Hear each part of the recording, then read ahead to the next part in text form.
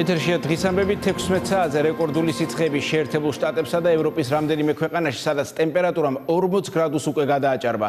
ადგილობრივი მოსახლეობა და ტურისტები გაგრილებისათვის სხვადასხვა გზას მიმართავენ. 9 ივლისს კი გარემოს ეროვნული სააგენტოს მონიტორინგისა და პროგნოზირების ცენტრი საქართველოს მთელ ტერიტორიაზე ძლიერ წვიმას პროგნოზირებს. სპეციალისტები მოსახლეობას სიფრთხილისკენ მოუწოდებენ. სოფლიოს სხვა ბუნებრივ კატაკლიზმებთან ერთად ძლიერი სიცხეების დაერთო. ვაშინგტონში 6 ივლისს ცელსიუსით 35 გრადუსი დაფიქსირდა, რაც ბოლო 151 წლის განმავლობაში რეკორდული მაჩვენებელია. მიმდინარე კვირას კი ტემპერატურის 41 გრადუსამდე გაზრდას ვარაუდობენ. ძალიან ცხელა, ლამისაა ადგილზე შევიწვათ. კარგია რომ ფანტანებიდან მომავალი ბრიზი გვაგრინებს, მაგრამ მოძრაობა სრულწყვეტ თუ არა, სხეული თითქოს წვას იწყებს. არნახული სიცხეებია უნგრეთშიც. დიდი ქალაქების ადგილობრივმა მთავრობებმა ცენტრალურ სკვერებში და პარკებში გამაგრილებელი მოწყობილობები დაამონტაჟეს. მსგავსი რამ ჩემს ქვეყანაში არ არის. ნამდვილად კარგი იდეაა. დაბრუნდები თუ არა, აუცილებლად უნდა შევთავაზო ჩემი ქალაქის მერიას ეს იდეა. ბუდაპეშტში 40 გრადუსი სიცხეა, რაც ამ ქალაქისთვის ახალი რეკორდია. წლიდან წლამდე სიცხეები სულ უფრო და უფრო იმატებს. ვთვლი, რომ რაიმე სახის ადაპტაცია უნდა მოვახდინოთ და მომავალში მსგავს სიცხეებს მზად დავხდეთ. იტალიაში ძლიერ სიცხეებს აფრიკიდან მომავალი შიპიონის ქალის დაემატა, რომელსაც აფრიკული თბილი ჰაერი მოყვება. პარასკევს ადგილობრივმა მეტეოსადგურებმა წლის ამ დროისთვის რეკორდული ტემპერატურა 41 გრადუსი ცელსიუსით დააფიქსირეს.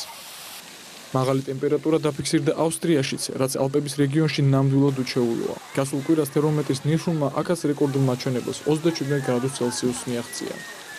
მომატებულ ტემპერატურას მეცნიერები კლიმატის დათბობას უკავშირებენ. ამ დროისთვის ამერიკასა და ევროპაში სინოპტიკოსები დამაიმედებელ პროგნოზს ვერ იძლებიან. ასევე განსაკუთრებულ სიცხეებს ელიან აგვისტოშიც.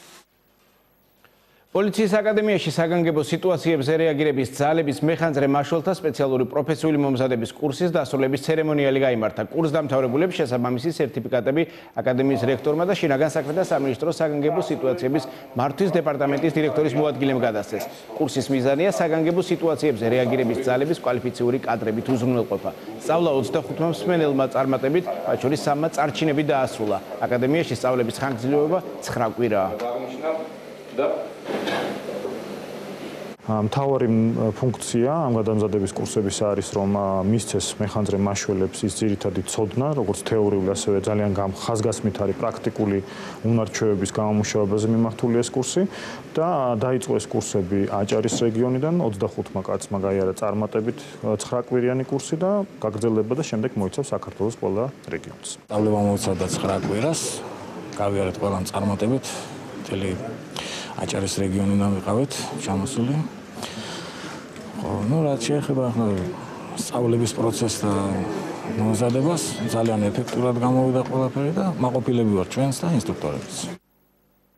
ამერიკელ კონგრესმენებს საპარლამენტო უმრავლესობისა და უმცირესობის წევრები შეხვდნენ ქვეყნის ტერიტორიული მთლიანობა, ნატოში გაწევრიანება და გატარებული რეფორმები. ის ძირითადი თემები იყო, რასაც პარლამენტის თავმჯდომარემ ამერიკელ კონგრესმენთა დელეგაციასთან ისაუბრა.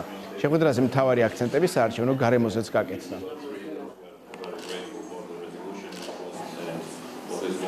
ჩვენთვის ძალიან მნიშვნელოვანია კონდეს და გაგრძელდეს ის მხარდაჭერა, რომელიც საქართველოს აქვს შეერთებული შტატების კონგრესის მხრიდან.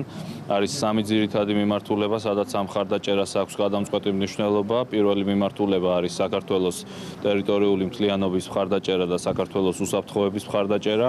მეორე მიმართულება უკავშირდება საქართველოს ნატოში გაწევრიანებას და ჩვენი ევროატლანტიკური ინტეგრაციის პროცესს და მესამე მიმართულება გახლავთ საქართველოში მიმდინარე შიდა რეფორმები და დემოკრატიზაციის პროცესი. ძალიან მნიშვნელოვანია ამერიკული მხარდაჭერა, ყველა ის პროგრამა, რომელიც ხორციელდება როგორც თავდაცვის სფეროში, ასევე დემოკრატიის სფეროში და მთავარია, რომ ჩვენ ამ თანამშრომლობით ქართულმა ხალხმა მიიღოს დიდი სარგებელი, რასაც ქვია კონკრეტული პროექტები, კონკრეტული მხარდაჭერა და კონკრეტული გადაწყვეტილებები, რომელიც იქნება როგორც კონგრესში, ასევე სენატში და EUTO-ს საპარლამენტო ასამბლეა საქართველოსთან დაკავშირებით პოლონელი დეპუტატის მიხეილ შჩერბას მიერ მომზადებული რეზოლუციის პროექტის განხილვას იწყებს. შეხვედრები უკვე გაიმართა ასამბლეის პოლიტიკურ კომიტეტში. რეზოლუციაში EUTO-ს საპარლამენტო ასამბლეა ცხინვალის რეგიონთან და აფხაზეთთან დაკავშირებით გამოიყენებს ტერმინს ოკუპაცია.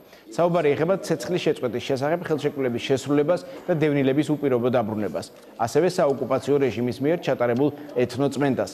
EUTO-ს საპარლამენტო ასამბლეა შეშფოთებულია ოკუპირებულ რეგიონებში არსებული ჰუმანიტარული ვითარებით. რეზოლუციის პროექტში ხაზგასმულია, რომ ასამბლეა საქართველოს ტერიტორიულ მთლიანობას და სუვერენიტეტს აღიარებს და რუსეთის ხელისუფლებას მოუწოდებს ოკუპირებულ ტერიტორიაზე ევროკავშირის მონიტორების შეუშვან. ორხრივი შეხვედრები გვაქვს ყოველდღიურად იმისათვის, რომ რაც შეიძლება მეტი დელეგაცია ჩამოვიდეს საარჩევნო და დააკვირდეს ჩვენ არჩევნებს. რეზოლუცია, რომლის განხილვაც აქტიურად დაიწყება კომიტეტებში და საბოლოოდ უნდა უყაროს საპარლამენტო ასამბლეამ კენჭი და ამსეთი ტიპის რეზოლუცია ოკუპაციის ტერმინით ეთნიკური წმენდის და ძალიან ბევრი ესე ვთქვათ მკაცრი ჩანაწერით ჯერ საპარლამენტო ასამბლეას არ მიუღია და ჩვენ დიდი იმედი გვაქვს რომ მოვიპოვებთ მხარდაჭერას.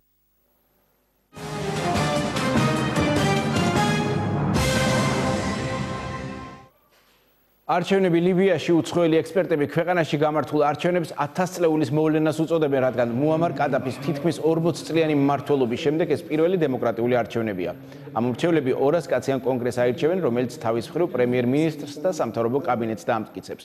ქვეყანაში მომავალ წელს საპარლამენტო და საკონსტიტუციო არჩევნები იგეგმება. სამაშველო სამუშაოები გრძელდება ჩინეთში ჰუნანის პროვინციაში, სადაც ქვანახშირის მაღარო წყლით გაივსო მაშველებმა ცენტრალური შესასვლელის გაწმენდას მთელი ღამის განმავლობაში მუშაობდნენ. ჯერჯერობით არც ერთი გადარჩენილი მაღაროელი არ არის ნაპოვნი. ქალაქში მაღარო მოულოდნელად წყლით სწორედ მაშინ გაივსო, როდესაც შიგნით 40 მაღაროელი მუშაობდა. 24 მათგანმა თავის დაღწევა მოახერხა. ადგილზე 2 სამაშველო ბრიგადა მუშაობს. ავარია ჩინეთში გზაზე მიმავალი სატვირთო ავტომობილი, რომელსაც ხის მასალა გადაჰქონდა, გადატრიალდა. გავრცელებული ცნობით მძღოლმა საჭე ვერ დაიმორჩილა და 30 მეტრის სიღრმეზე ხევში გადაიჭეხა.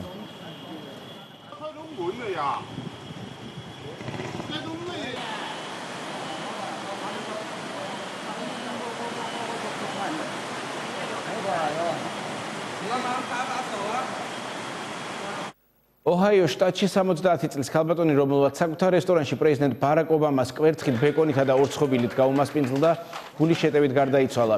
ეს ამერიკის პრეზიდენტის ვიზიტის შემდეგ ერთ საათში სასწრაფო დახმარების ბრიგადას არკონის ჰოსპიტალში გადაჰყავდა, თუმცა პაციენტი კლინიკაში მიყვანამდე გარდაიცვალა. ექიმების განცხადებით, ქალბატონის გარდაცვალების მიზეზი გულის შეტევაა. ინფორმაციის მიღების შემდეგ ბარაკ ობამამ გარდაცვლილის ოჯახს მიუსამძიბრა.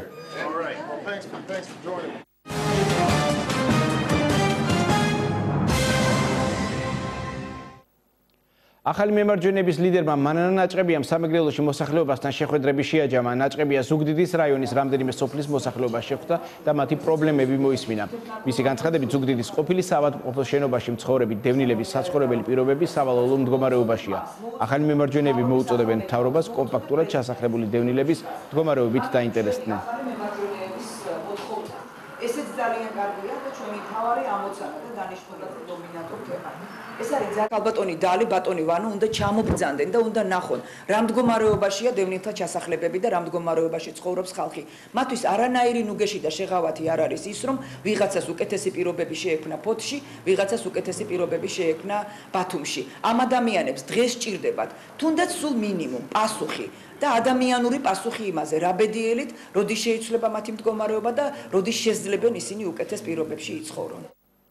არა მონოპოლიებს ქვეყანაში გაძვირებული წამლების წინააღმდეგ ამ სახელწოდების კამპანია ახალმა მემარჯვენეებმა წამოიწყეს. მემარჯვენეები თვლიან, რომ მონოპოლისტური მდგომარეობის ერთ-ერთი ყველაზე თვალსაჩინო გამოვლინება საქართველოს ფარმაცევტული ბაზარია და ისინი ხელისუფლებას მოუწოდებენ ამოქმედეს ანტიმონოპოლური რეგულაციები და სადაზღვევო და ჰოსპიტალური სფეროებისაგან მკვეთრად გაიმიჯნოს ფარმაცევტული საქმიანობა.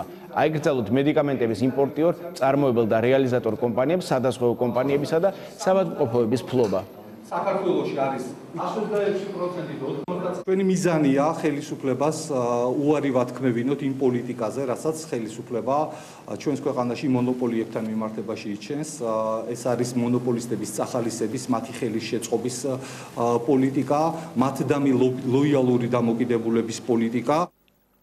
საქართველოს პრეზიდენტის მიერ ინიცირებული პროგრამის ქართული ენა მომავალი წარმატებისათვის ახალი მონაწილეების შერჩევა დაიწყო. მოხალისე მასწავლებლები სამცხე-ჯავახეთის, ქვემო ქართლისა და კახეთის არაქართულენოვან სკოლებში ქართული ენის პედაგოგებს სასწავლო პროცესის წარმართვაში დაეხმარებიან. 715 კანდიდატი ტესტირებას და გასაუბრებას პროგრამის ადმინისტრაციასთან გაივლის. სკოლაში გამგზავრებამდე მათ სპეციალური ტრეინინგები ჩაუტარდათ. პროგრამა ქართული ენა მომავალი წარმატებისათვის უკვე 1 წელია ხორციელდება და მის ფარგლებში არაქართულენოვან სკოლებში 300-მდე პედაგოგი მუშაობს. დღეს ჩვენ ვარჩევთ მონაწილეთა ახალ ნაკადს. დაინტერესება არის ძალიან დიდი, მეტწილად ახალგაზრდების მხრიდან, რაც ჩვენ გვაძლევს საშუალებას, რომ ტესტირების და გასაუბრების შედეგად შევარჩიოთ მხოლოდ საუკეთესო კანდიდატები, რომლებიც გაემგზავრებიან ახალი სასწავლო წლიდან სამცხე-ჯავახეთის, ქვემო ქართლის და კახეთის რეგიონებში, რომ ასწავლონ არაქართულენოვან მოსწავლეებს ქართული ენა. ეს პროგრამა ჩვენ ცენტრის ერთ-ერთი პრიორიტეტია, მან აჩვენა კარგი შედეგები, ჩვენ ვაგრძელებთ კვლავაც მუშაობას და ყველაფერს გავაკეთებთ იმისათვის, რომ ეს პროგრამა იყოს მომავალშიც წარმატებული. ლეიკემიით დაავადებული ბავშვებისა და მათი ოჯახების მხარდასაჭერად ამერიკელ მომღერალთა დასის მონაწილეობით საქველმოქმედო აქცია კონცერტი გაიმართა. აქცია ლეიკემიით დაავადებულ ბავშვთა დახმარების საკოორდინაციო ჯგუფის ინიციატივით განხორციელდა. საქართველოში ღონისძიების მიზანია ლეიკემიით დაავადებულ ბავშვებს და მათი ოჯახის წევრებს მკურნალობის რთულ და ხანგრძლივი პროცესის შემსუბუქება და მათთვის აშენებული სასტუმროს ტიპის სახლის ინფრასტრუქტურის გაუმჯობესება. ეს არის ძალიან კარგი მესიჯი ქართული საზოგადოებისთვის, გამოიყენონ ეს შესაძლებლობა და მათაც გარკვეული დახმარება გაუწიონ ამ ბავშვებს. კონცერტმა მოლოდინს გადააჭარბა. ჩვენ ყველას გვიხარია და გვსიამოვნებს ამ ბავშვების დახმარება. ამ კეთილშობილურ საქმეში ჩართვას ყველას მოუწოდო.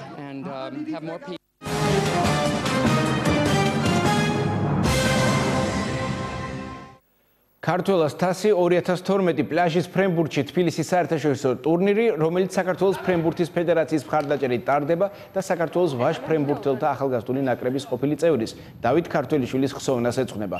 შეჯიბრებაში 12 წყვილი მონაწილეობს. ტურნირი 2 დღიანია და ხვალ დასრულდება. გამარჯვებულებს ფულად პრიზებთან ერთად მედლები და სიგელები გადაეცემათ.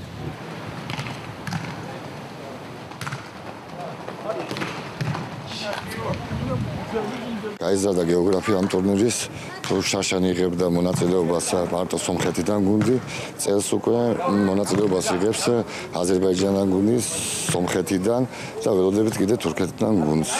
სერიოზული სახე მიიღო ძალიან ამ ტურნირმა, თავისი როგორც მომზადების, ისევე ტრადიციის მიხედვითაც, იმიტომ რომ კიდევ ვიძახი მეოთხე ტარდება და მაქსიმალურად ფართოვდება გეოგრაფია. დაინტერესებაც რა თქმა უნდა შესაბამისად უკეთესია. უიმბლდონზე დღეს ქალთა ერთეულთა თანრიგში ფინალური მატჩი გაიმართება. ყველაზე პრესტიჟული საჩოგბურთო ტურნირის გადამწყვეტ შეხვედრას მეხუთედ ითამაშებს სერენა უილიამსი. ამერიკელის მეტოქე პოლონელი აგნეშკა რადვანსკა იქნება. ნახევარფინალში უილიამსმა უიმბლდონის მოქმედი ჩემპიონი ბელარუსი ვიქტორია აზარნეკა 3 სეტში დაამარცხა. ფინალი დიდი პასუხისმგებლობაა, მაქვს შანსი მეხუთედ მოვიგო ყველაზე პრესტიჟული ტურნირი. ამისათვის ყველაფერს გავაკეთებ, თუმცა წარმატების მიღწევა გამიჭირდება. ჩემი მეტოქე ძალიან ძლიერია, მას საუკეთესო მოწოდება აქვს. თუ მისი უპირატესობის განეიტრალება შევძელი, გამარჯვებასაც მოვახერხებ. მარათონი ნიუ-იორკში 100-მდე შეჯიბრის მონაწილემ ნიუ-იორკის ცენტრალ პარკში დაახლოებით 3 კილომეტრის საცვლების ამარა გაირბინა. ღონისძიების სიმბოლო შიშველი მარშალი კაუბოი გახდა.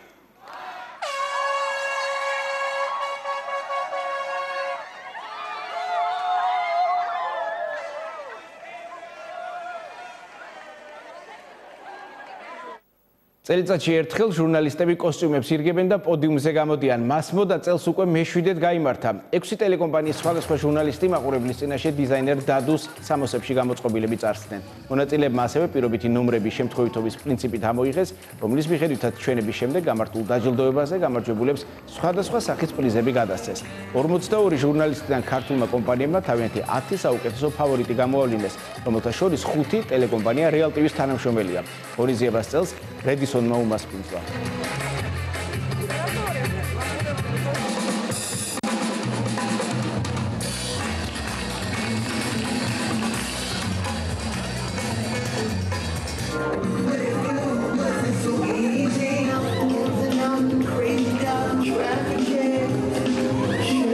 ვფიქრობ, რომ ძალიან კარგი იყო, მაგრამ ეს მარტო ჩემი ფიქრები არ არის, როგორც ხედავ, ყველას მაყოფილია, პირველ რიგში ჟურნალისტები, სტუმრებსაც ძალიან მოეწონათ. ძალიან მაგარი შეგრძნება და ძალიან ბედნიერი ვარ და მე მგონი ის გავაკეთე, ის გაკეთებაც მინდოდა და ჩემი ჩაცმულობაც ძალიან მომეწონა. ჩემი პირველი ნაბიჯები მასმოდაზე ძალიან სასიხარულო იყო, ძალიან ბედნიერი ვარ, რომ დღეს ვიყავი მასმოდის პოდიუმზე.